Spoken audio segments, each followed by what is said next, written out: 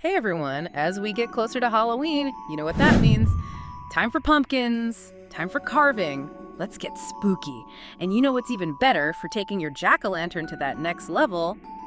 Some Pokemon inspiration. Yeah, that's an idea I can get behind. Right, and we are diving deep into the world of Pokemon pumpkin carving today. We'll uncover all the trends, maybe give you some ideas for your own pumpkin. What do you say? Sounds fun. And you know what's really interesting to me? It's how this whole trend brings together like the creativity of carving with all those iconic characters from Pokemon. Oh, for sure. It's the perfect blend of spooky and cute. It really is. Speaking of trends, we actually got our hands on Pokemon.com's latest patterns for 2024. And oh boy, they are really bringing the heat this year with a lineup of dragon types. No kidding. Yeah. Dragon types are everywhere. We're talking Applin, Dragonite, Dracloak, Drampa, both forms of Giratina, Gudra, Noibat, Noivern, and Sliggoo. Whoa, that's a mouthful. Right. I mean, it's practically a whole all-star dragon-type team right there. That's one way to put it. It's like a whole dragon-type parade. But why dragon types, though? What do you think is about them that makes them such a popular pick this year? It's like they're really having a moment. You know, I think you're right. It's like, remember how Pokemon Scarlet and Violet introduced Cyclizar? That dragon, so normal type that everyone thought was like the cutest thing ever? Oh yeah, Cyclizar was adorable. Right. And let's not forget how awesome Cyclizar was in the anime. That whole arc just had everyone rooting for him. So yeah, it makes sense that people would want to capture that same energy in their pumpkin carving. Exactly. And let's be honest, those intricate details, those powerful stances, that's what dragon types are known for. It translates so well to pumpkin carving. They're made for this. Right. And Pokemon.com is making it even easier with their step-by-step instructions, and this is genius, this pushpin technique. Ah, the pushpin technique, a total game changer, especially with all those crazy details you get with the dragon types. For those who haven't tried it, what's the pushpin technique all about? Well, you just print out the pattern that you want to use, you place it on your pumpkin, right? And then you use pushpins to poke holes along the lines of the design. Easy. Okay. Once you've outlined the entire pattern, you just take off the paper. Yeah. And voila, you've got a dotted guide ready for carving. So smart. I tried it myself, and it makes a huge difference. Huge. Especially for, if you're new to carving or you're working with those really detailed designs. Seriously, it's like having a roadmap for your pumpkin. And it's really cool how Pokemon.com made this so easy. You don't have to be some kind of artist or professional pumpkin carver to make something really cool. Totally. It shows how a civil tool can just unlock so much creativity. Right. And speaking of tools, using toothpicks. Yeah. For the really fine details inside the designs, total game changer. Woohoo, good tip. Especially if you're doing one of those super detailed Pokemon like Noivern. Oh yeah, with the wings. Yeah, those wing patterns, so many details. That's a really good tip. I love finding those little hacks that make carving even more fun. Right.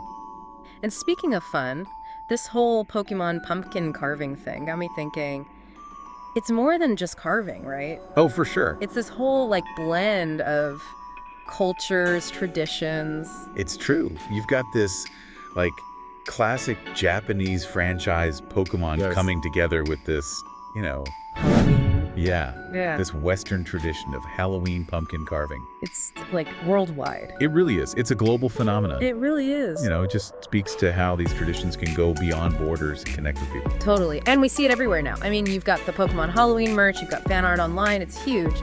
But it's more than a trend, wouldn't you say? Oh, definitely. Way more. Think about it. Pokemon, at its heart, is all about collecting, battling, evolving. Right. Which are all things that just speak to people everywhere, across cultures. Makes sense. And then you got Halloween with celebrating everything spooky and strange. Right.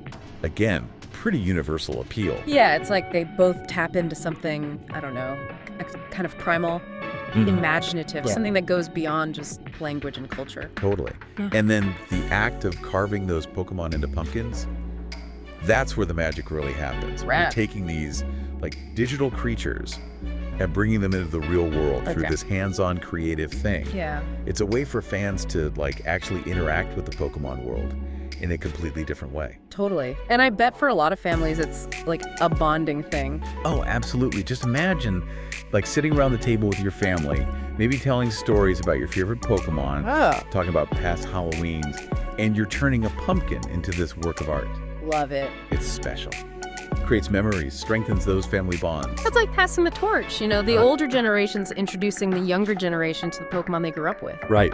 Because And then the kids are sharing their favorites.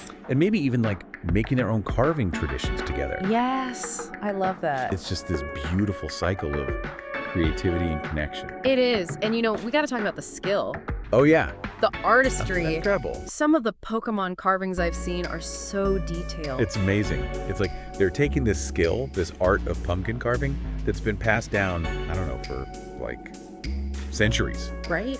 And they're putting this modern spin on it. Generations. They're breathing new life into it. It really is. It's like taking the best of the old and the new and like smashing them together in a way that feels both kind of familiar and totally new. Totally. And don't forget about how accessible it is. Oh, yeah. Like we were saying with the push pin method. Yeah. But even beyond that, just think about how many resources are online now. Oh, it's incredible. Incredible stencils, video tutorials. Anyone can do this. It's true. No matter how skilled you are, you can find a pattern for like almost any Pokemon out there. It's amazing. I have to admit, though, I do love seeing what people come up with on their own, too. Oh, absolutely. Their own design. That's where you see the real artists. Yes. When they take those Pokemon and make them their own. You know what? That gives me an idea. Okay, so if you could pick any Pokemon at all, Okay. that's not on the official list this year, to carve for Halloween, Ooh, who would it be?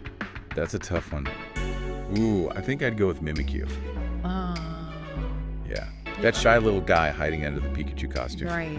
There's just something, I don't know, kind of sweet but also creepy about it. Perfect for Halloween. Right, perfect Yeah. for Halloween. Plus, imagine the carving potential there. Ooh. Yeah. Like you could have that classic Pikachu face on the outside. Right. Then when you light it up, bam. It's Mimikyu. Mickey's real face is peeking out. Oh. You could even do something cool with the lights, like different colors. Yes. To make it extra spooky. Exactly. Oh. The possibilities are endless. That's what I love about all of this, It's creative, it brings people together, and we all get to geek out over Pokemon. Couldn't have said it better myself. So while you're planning your pumpkin masterpiece this year, Yes. tell us, what Pokemon are you carving and why? Ooh, good question. It's been so much fun diving into this with you. You too? Until next time, happy carving, everyone.